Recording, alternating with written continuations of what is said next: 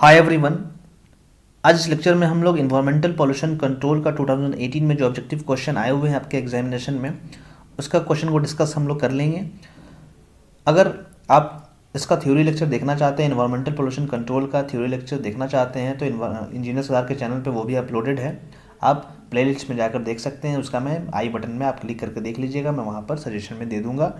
और अगर PDF notes चाहिए तो आप इस वीडियो के डिस्क्रिप्शन में पीडीएफ नोट्स ले सकते हैं। फर्स्ट यूनिट से लेकर 5th यूनिट तक नोट्स अवेलेबल है हैंड रिटन।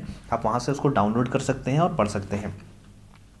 और चैनल से बेनिफिट अगर आपको मिल रहा है, पर्सनली चैनल को कुछ अमाउंट डोनेट करना चाहते हैं, तो आप paycon.in डिस्क्रिप्शन में लिंक दिया हुआ है, वहाँ पर उस लिंक पर क्लिक करके इस चैनल को पर्सनली सपोर्ट कर सकते हैं।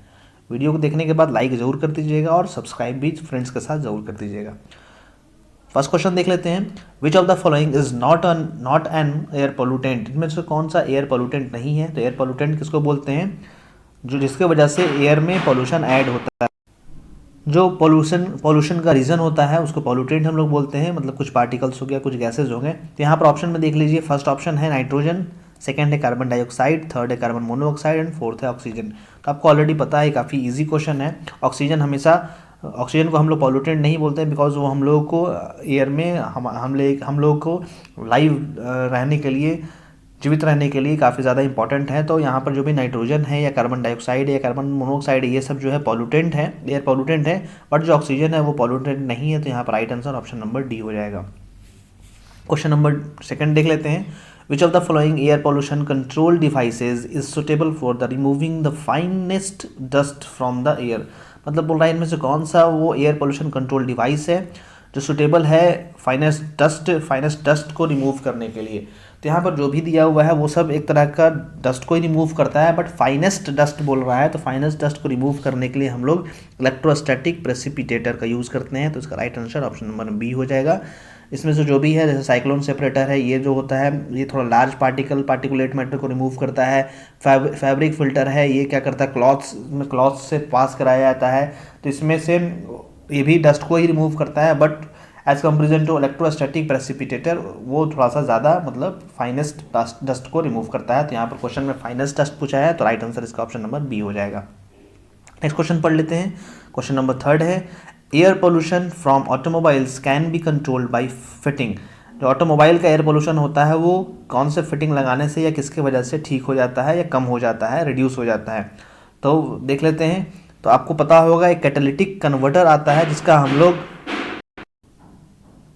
4 व्हीलर में यूज़ करते हैं। आपको ध्यान में होगा, अगर आप पढ़े होंगे ऑटोमोबाइल्स, तो वहाँ पर आपको मिला होगा कि कैटालिटिक कन्वर्टर एक तरह का डिवाइस होता है या फिटिंग होता है जिसका हम लोग 4 व्हीलर में यूज़ करते हैं।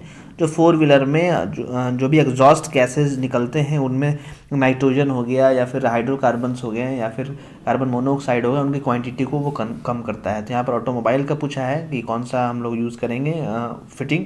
तो कैटालिटिक कन्वर्टर का यूज़ करते हैं जो कि ये सब चीज़ें को, एयर पोल्यूटेंट को रिड्यूस कर देता है।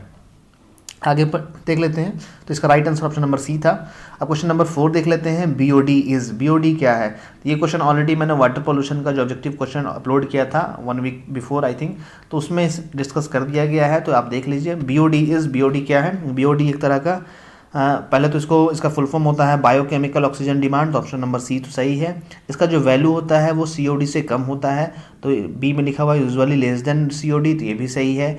ऑप्शन नंबर ए पढ़ लीजिए, a measure of organic matter present in water. बोल रहा है कि बीओडी जो होता है वो एक तरह का मेजर होता है organic matter present in water. तो ये भी सही है, बिकॉज आपको बताया गया था कि वाटर में अगर ऑर्गेनिक मैटर जितना ज़्यादा होगा, ऑर्गेनिक मैटर जितना ज़्यादा होगा उतना ज़्यादा बायोकेमिकल ऑक्सीजन डिमांड होगा। मतलब ऑक्सीजन का रिक्वायरमेंट वहाँ पर वाटर में उतना ज़्यादा होगा। तो यहाँ पर जितने भी ऑप्शंस हैं वो सही हैं। तो ऑप्शन नंबर डी यहाँ पर राइट आंसर हो जाएगा, all of the above. Next question देख लेते हैं। आउट ऑफ 20 आप देख लीजिएगा आपका कितना राइट आंसर होता है। नॉइज़ क्या है? तो मैं जब लेक्चर बता रहा था, पढ़ाया था नॉइज़ पोल्यूशन, तो उसमें बताया था कि जो भी अनवांटेड साउंड होता है उसको हम लोग बोल देते हैं कि वो एक तरह का नॉइज़ पोल्यूशन है, या इनप्लीजेंट साउंड हो गया या फिर अनवांटेड साउंड हो गया। तो यहाँ पर ऑप्शन में दिया हुआ है unwanted sound, option number C में। अनवांटेड साउंड जो होता है वो एक तरह का नॉइज़ पोल्यूशन होता है। बाकी डिपेंड करता है कि आप उस नॉइज़ में कितने देर तक रहते हैं। बट जो भी साउंड अनवांटेड है, मतलब हमारे लिए रिक्वायरमेंट नहीं है और वो आ रहा है, तो उसको हम लोग बोल देते हैं कि वो एक तरह का वो नॉइज़ है। अब आगे देख लेते हैं। क्वेश्चन नंबर 6 है, sound becomes hazardous noise pollution at decibel. मतलब साउंड तो ठीक है, साउंड है, नॉर्मल भी साउंड हो सकता है और नॉइज़ पोल्यूशन भी हो सकता है, तो कितने डेसिबल पर वो बन जाता है नॉइज़ पोल्यूशन, ये यहाँ पर पूछने का रीज़न है, पूछने का यहाँ पर मेन पर्पस ये है। तो आपको जब पढ़ा रहा था तो वहाँ पर बताया था कि WHO ने बताया है कि 70 या 70 से लेस देन होता है तब वो हमारे लिए ठीक होता है, उसके एबव हो जाता है तब वो हमारा नॉइज़ पोल्यूशन के अंदर आता है। तो कहीं कहीं 70, कहीं कहीं 80 रहता है, तो यहाँ पर option number A right answer हो जाएगा, एबव 80। एबव 80 के एबव अगर जाता है तो वो थोड़ा सा नॉइज़ पोल्यूशन के अंदर आ जाता है। और जैसे जैसे बढ़ाते जाएंगे, बताया था आपको वहाँ पर 120 या 130 हो जाता है तो ईयर ड्रम भी डैमेज हो जाता है। इसी तरीके से है, तो यहाँ पर मिनिमम जो होगा आपको 70 to 80 बोल सकते हैं। ऑप्शन में आप देख लीजिए एबव 80 यहाँ पर दिया हुआ है, तो option number A right answer हो जाएगा। क्वेश्चन नंबर 7 देख लीजिए, the principal source of volatile organic is. बोल रहा है कि जो वोलाटाइल ऑर्गेनिक है या फिर हाइड्रोकार्बन है, उसका प्रिंसिपल सोर्स क्या है। तो उसका प्रिंसिपल सोर्सेज जो है वो इंडस्ट्रियल प्रोसेसेस होता है, बिकॉज वोलेटाइल ऑर्गेनिक मतलब हाइड्रोकार्बन सबसे ज़्यादा हमें कहाँ से मिलता है, तो सबसे ज़्यादा हमें क्रूड ऑयल से मिलता है, और क्रूड ऑयल का जो प्रोसेस होता है वो सबसे ज़्यादा इंडस्ट्रियल प्रोसेस में होता है।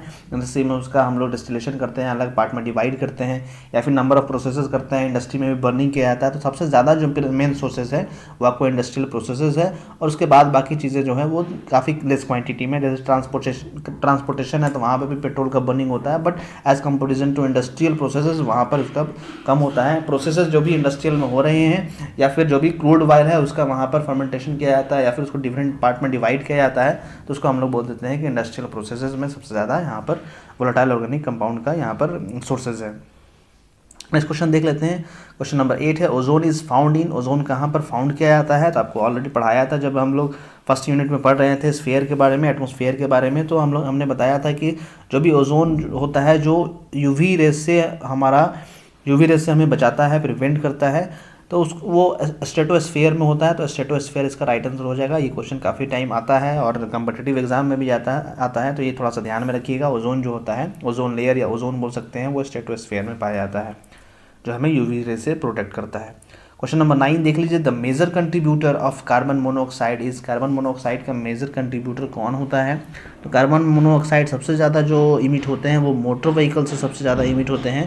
तो ऑप्शन नंबर ए यहाँ पर राइट आंसर हो जाएगा। सबसे ज़्यादा जो इमिशन हो रहा है, मेजर कंट्रीब्यूटर है, वो मोटर व्हीकल है। क्वेश्चन नंबर 10 देख लेते हैं, which of the following is are inorganic gas और गैसेज। इसमें से कौन जो है वो इनऑर्गेनिक गैस है। इनऑर्गेनिक गैसेज जैसे कि जो ऑर्गेनिक नहीं हो, जिसमें हाइड्रोकार्बन नहीं हो, वो इनऑर्गेनिक गैसेज हो जाएगा। तो कार्बन मोनोऑक्साइड तो ये तो है इनऑर्गेनिक गैसेज, इसका होता है CO होता है। हाइड्रोजन सल्फाइड ये भी हो गया आपको, हाइड्रोजन सल्फाइड भी होता है। क्लोरीन जो होता है ये भी एक तरह का इनऑर्गेनिक गैसेज है। तो अब ऑल अवेव जो होगा वो एक तरह का इनऑर्गेनिक गैसेज है। ऑर्गेनिक गैसेज में आपको मीथेन हो गया, इथेन हो गया, वो सब ऑर्गेनिक गैसेज में आता है। और इनऑर्गेनिक हो गया carbon monoxide, hydrogen sulphide, chlorine, ये सब हो गया इनऑर्गेनिक गैसेज।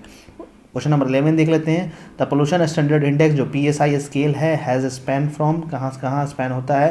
तो आपको बता रहा था जब PSI पढ़ा रहा था या एक इंडेक्स पढ़ा रहा था, तो वहाँ पर आपको बताया था, एयर पोल्यूशन इंडेक्स में बताया था कि 0 से 500 तक अलग अलग कलर से रिप्रेजेंट किया जाता है। कुछ को येलो से बताया था, कुछ को ग्रीन से बताया था, कुछ को ऑरेंज से बताया था, कुछ को रेड से बताया था।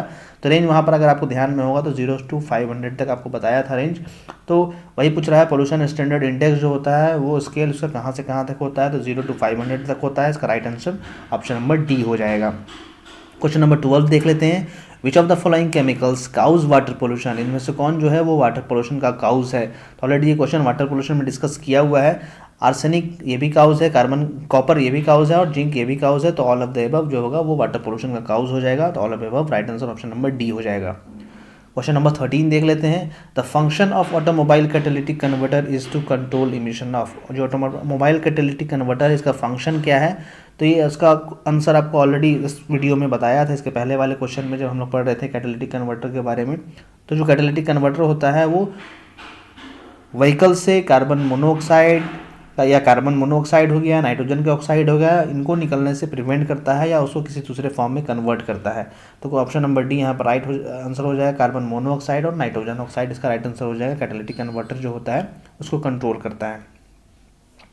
क्वेश्चन नंबर 14 देख लेते हैं, जून 5 जो है इज मतलब 5 जून जो है वो सेलिब्रेट किया जाता है। आपको पता होगा 5 जून जो हम लोग सेलिब्रेट करते हैं वो वर्ल्ड इन्वायरमेंट डे के नाम से सेलिब्रेट करते हैं।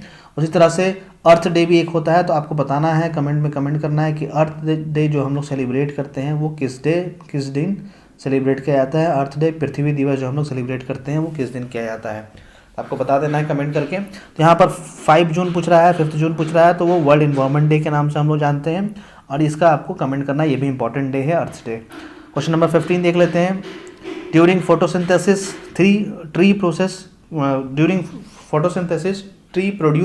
ट्री क्या प्रोड्यूस करता है, ये यहाँ पर पूछ रहा है।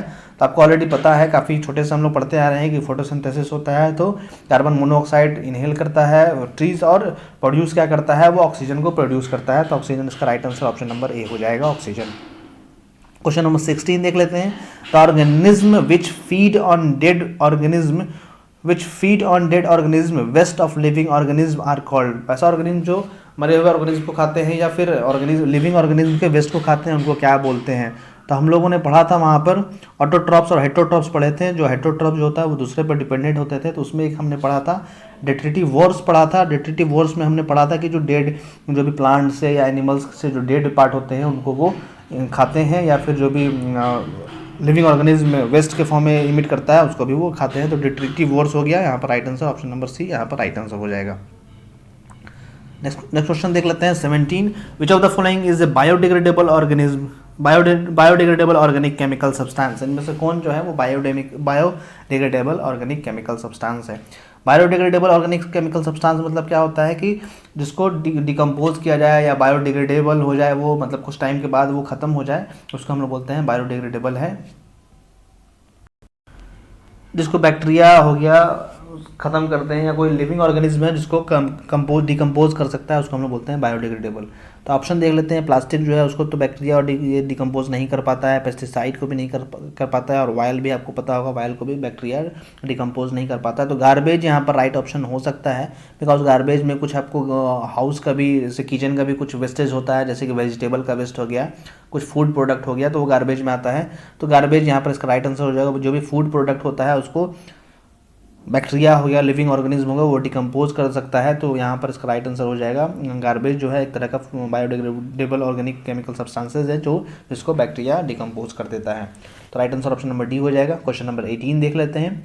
विच of the following is the likely characteristic of hazardous waste. Hazardous waste का क्या क्या कैरेक्टरिस्टिक है वो यहाँ पर आपको बताना है।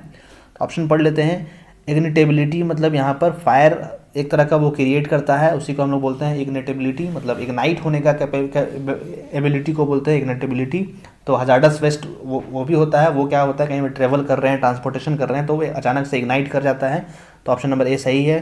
क्रोजिटिविटी मतलब वहाँ पर क्रोजन क्रिएट करता है, ये भी सही है। रिएक्टिविटी मतलब कुछ रिएक्शन वहाँ पर होगा किसी चीज़ से, प्रोडक्ट से, वो रिएक्ट करने लगेगा, तो ये भी सही है। तो ये सब हजार्डस वेस्ट का समझिए कि कैरेक्टरिस्टिक होता है। तो right answer option number D हो जाएगा। यहाँ पर तीनों ऑप्शन सही है। क्वेश्चन नंबर 19 देख लेते हैं। Fluoride pollution mainly effects. Fluoride pollution जो होता है मेनली आपको बता रहा था, फ्लोराइड जो होता है बोन्स को इफेक्ट करता है, टीथ को इफेक्ट करता है। तो यहाँ पर right answer option number D हो जाएगा। Fluoride pollution mainly effect teeth को इफेक्ट करता है ये। उसी तरह से अगर फ्लोराइड का क्वांटिटी ज़्यादा हो जाता है तो एक फ्लोरोसिस बीमारी होता है, जो कि नेक्स्ट क्वेश्चन आपका सेम पूछ दिया गया है। Excess fluoride in drinking water is likely to cause fluorosis. Excess जो फ्लोराइड होता है वो ड्रिंकिंग वाटर में अगर ज़्यादा ज़रूरत से ज़्यादा हो जाएगा, लिमिट में है तब तो वो हमारे लिए बेनिफिशियल होता है, हमारे चीज़ के लिए, बोन के लिए। बट अगर एक सर्टेन लिमिट से ज़्यादा होता है तो एक डिजीज़ का भी काउज वो बन जाता है, जिसको हम लोग फ्लोरोसिस बोलते हैं। ऑप्शन नंबर बी यहाँ पर राइट आंसर हो जाएगा। तो आप देख लीजिएगा 20 आउट ऑफ आप कितने सॉल्व कर पा रहे हैं। अगर 14-15 भी होगा आई थिंक करेक्ट, तो आपका सही है, 75% आप स्कोर कर पा रहे हैं। बिकॉज कुछ क्वेश्चन थोड़ा सा अलग से भी पूछ देता है, इसलिए थोड़ा सा वहाँ पर कन्फ्यूजन होता है, या कन्फ्यूजिंग क्वेश्चन भी कुछ होता है जिसका आंसर मैच करते रहता है, तो थोड़ा सा वहाँ पर आंसर अटेम्प्ट करने में प्रॉब्लम क्रिएट होता है। तो 2018 का हमने डिस्कस कर लिया है। इसके बाद नेक्स्ट जो होगा 2019 का हम लोग डिस्कस कर लेंगे। तो आज का वीडियो यहीं पर स्टॉप करते हैं। इससे रिलेटेड जो भी डाउट होगा आप कमेंट करके पूछ सकते हैं। और आपसे एक क्वेश्चन पूछा था वहाँ पर अर्थ डे कब सेलिब्रेट करते हैं, उसका भी राइट आंसर आप कमेंट कर दीजिएगा। अगर इस चैनल से बेनिफिट पा रहे हैं, आप बेनिफिट मिल रहा है, तो आप एक paykun.in का लिंक है वहाँ पर डिस्क्रिप्शन में, आप चाहें तो वहाँ पर उस लिंक पर क्लिक करके कुछ अमाउंट डोनेट कर सकते हैं। या फिर नोट्स, अगर PDF नोट्स आपको चाहिए तो फर्स्ट से लेकर 50 यूनिट तक PDF नोट्स डिस्क्रिप्शन में अवेलेबल है, आप चाहें तो वहाँ पर क्लिक कीजिएगा तो डाउनलोड हो जाएगा वो। वीडियो को देखने के लिए थैंक यू सो मच। अगर कुछ क्वेश्चन है तो आप इंजीनियर्स आधार ग्रुप टेलीग्राम पर ज्वाइन कर सकते हैं, या फिर फेसबुक पेज पर भी इंजीनियर्स आधार बना हुआ है, आप वहाँ पर भी मैसेज करके कुछ क्वेश्चन पूछ सकते हैं। और paycon.in जो लिंक दिया गया है वो डोनेशन के लिए है। वीडियो को देखने के बाद लाइक और शेयर कर दीजिएगा, और चैनल को सब्सक्राइब नहीं किए हैं तो सब्सक्राइब भी कर दीजिएगा, ताकि जब भी न्यू लेक्चर अपलोड करूँ तो उसका नोटिफिकेशन आपको टाइम टू टाइम मिल जाए। Thank you so much.